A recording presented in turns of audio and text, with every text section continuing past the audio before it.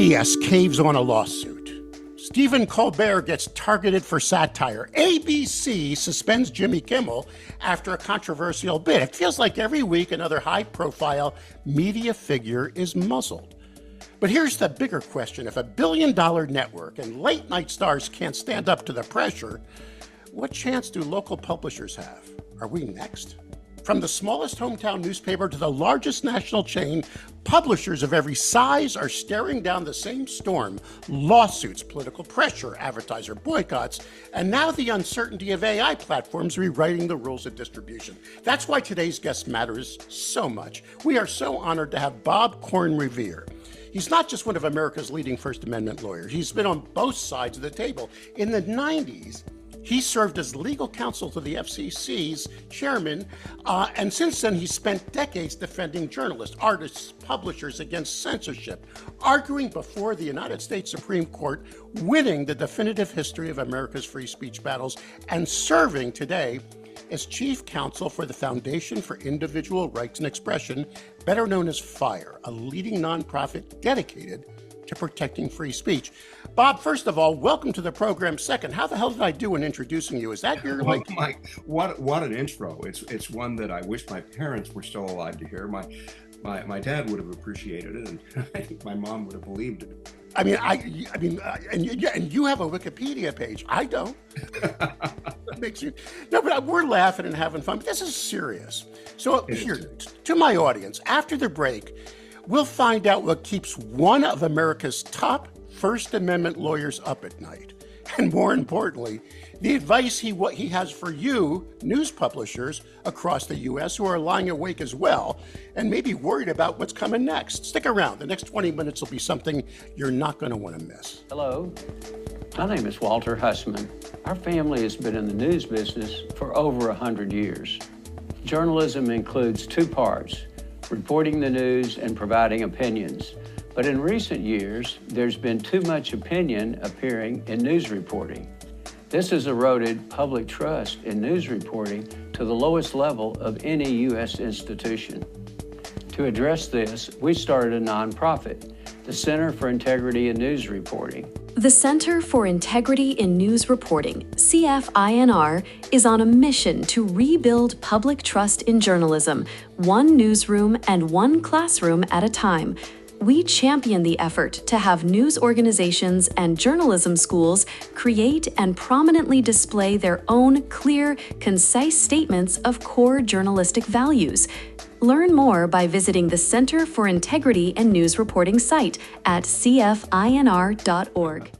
All right, Bob, I read your recent Washington Post op-ed. You described FCC pressure on ABC as, quote, a blatant attempt to censor speech based on political content. Now, for our audience, news publishers who don't operate under broadcast licenses, are there any lessons to draw from this, or should we just ignore it? What do you think?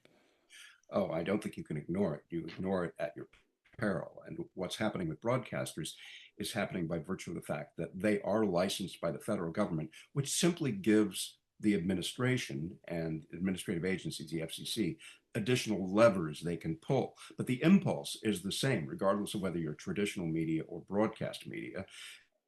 They simply are using different tools. Litigation is one that's being brought to bear against both newspapers and against broadcast stations.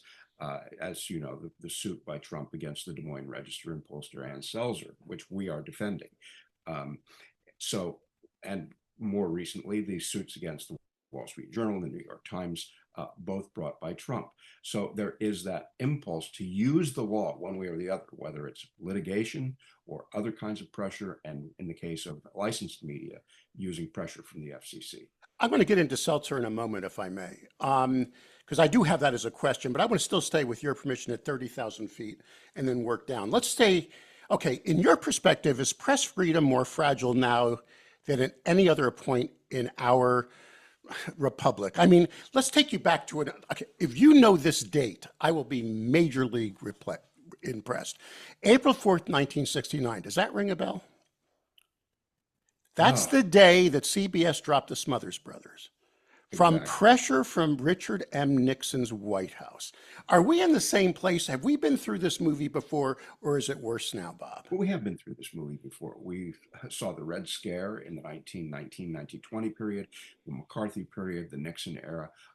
But what we have now is Nixon on steroids. It's like seeing these challenges to free speech and to our free expression culture under all of those challenges are rolled into one with the various challenges we're seeing now. And what's required is for people to push back, which, at least in the cases of CBS and ABC, we have not seen.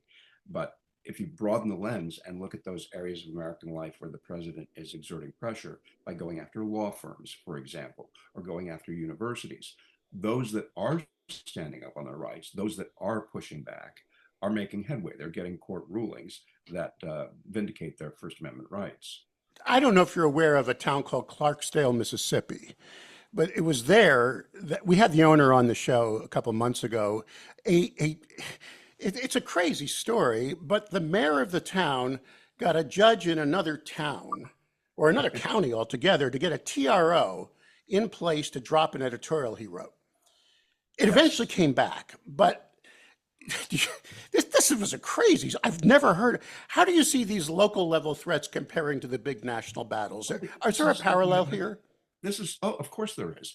And the common theme is the attempt to use official power in one way or another to silence voices you don't like. We see it on the local level all the time. And the example of the newspaper, the TRO, is one of those. And we have been involved in that case as well. Also, the search of the newsroom in Marion, Kansas was another example of that from a couple of years ago. And again, when you have people who are willing to push back, then you have people vindicating their rights and courts weighing in and holding that this is not going to be tolerated under the First Amendment. All right, let's get into Seltzer and the Des Moines Register. This is a big deal, right? And you're now in the midst of this, defending both for fire. Can you give us some inside thoughts on how are the courts treating this, in your humble opinion, sir? Well, the case is ongoing. I should say that at Fire, we are representing Ann Seltzer. Other law firms are representing the Des Moines Register. We are pushing back. There will be no capitulation in this case. Right now, motions to dismiss these very spurious lawsuits are being weighed by the courts, and we should hear something on that fairly soon. I should say there are two different cases that have been filed. One by the president against both Ann Seltzer and the Des Moines Register, and the other is a copycat litigation filed by a political group that has been involved in going after CBS and 60 Minutes and so on, and they're also involved in this case. Both are frivolous cases that I think the courts are going to throw out. You have ink in your veins. You told me before we started recording that you delivered a newspaper at a small town you brought up in, right? I mean, you get this industry, the heritage of it, all that and more. Am I right, Bob? Absolutely. Well, I started as a newspaper carrier, delivered the Chicago Daily News, reading Mike Royko every morning. I then delivered small local papers and then worked as a reporter for the Charleston Times Courier, and then also edited a local weekly. So you keep your ear to our industry, I'm sure, right? And you know the issues of sustainability now. Half of our revenues for the big dailies and for the dailies in small towns was classifieds. That's gone thanks to big tech. We're losing page views left and right to search and now AI. Moreover, advertisers. Go ahead, sir. It's hard to compete with free. It is, and then you've got most advertisers moving to other platforms to buy around us. So many of these small publishers are just looking to survive. Yes. And they don't have in-house counsel. They could never afford it. There are some great organizations like Fire and others coming up to help. What advice do you give to a small publisher if they ever get challenged? Can they tell a difference between a real legal threat and intimidation, or are they just, I hate to use the F word, are they just blanked from the start? What's going on? Well, no, they're not. And part of it is having the institutional wherewithal to fight back. I mean, first of all, you have to want to stand up for your rights. And that's been part of the problem with the big organizations like ABC and CBS that have had tremendous pressure being brought to bear by federal agencies. The pressures are no less intense if you are a small publisher and you have fewer resources to deal with it. But at least you don't have someone threatening to yank your broadcast licenses. And so, yeah, it does make sense to fight back because, as you know, a spine is a terrible thing to waste. And so you have to have that backbone to raise the fight. Now, having resources to do that, I understand a lot of local papers don't have in-house counsel or counsel at all, really. And there I would recommend turning to organizations like FIRE. There are First Amendment law clinics around the country, something that it has developed during my career. It didn't exist when I was in law school, but now you have these clinics around the country that are looking for things to work on, ways to help. And of course, national organizations like the Reporters Committee for Freedom of the Press and others, they will be there as resources when you face challenges. A spine is a terrible Bob, I spend about 30 minutes trying to find the pull quote in every single episode. You just saved me 30 minutes of my life. Thank you. A spine is a terrible thing to. I love it. And I'm going to check that out and make sure that actually you and you didn't steal it from someone. But anyway. All right. I've got you quoted as saying censors rarely admit they're against free speech. They claim they're protecting the public. Again, we're at 30,000 feet here, but does that mindset collide with the economic and political pressures already squeezing local newspapers? Should they? I hosted a panel at the there's something called the mega conference. It was in Orlando, and I had three of the top. I actually had the head of editorial for Gannett on my panel with a couple other major publishers, and we got to a point where we discussed: should we just give up on op-ed? Should we just give up on all this because the pain ain't worth it? Where's your head around this with all the pressures there, and then getting, now that people feel emboldened, they can say boycott the paper because they said this, they're against this. What advice do you give? Now I think that is the time to push back even further. It's not the time to give up. It is the time to assert your rights, both by what you publish and by what you're willing to stand behind. Again, a spine is a terrible thing to waste. Great advice. Okay, so now looking back over your career, we're getting to the end of our journey. We try to get these to a tight 20 minutes. What gives you hope? Do you have any hope for local journalism? Maybe you don't agree with the EMP philosophy. We believe, and we report and we focus on the fact that in this fragile Madisonian experiment from 250 years ago, there was written in that document a need for a final check on power, and there is no democracy without local journalism. Are you hopeful? Are you nervous? You've been in this industry for a long time, and you've got a seat at the table, sir. What are your thoughts about the future of local news reporting, sir? I am hopeful because as much as we have faced great challenges, we've also seen the industry evolve to meet those challenges. You yourself have a history of taking newspapers online, and that's one of the ways in which the industry has evolved. Challenges have become different, but there are still ways to adapt to meet those challenges. And in terms of whether or not I feel optimistic, I try and tell myself, and I get this question all the time, whether or not it's time to give up.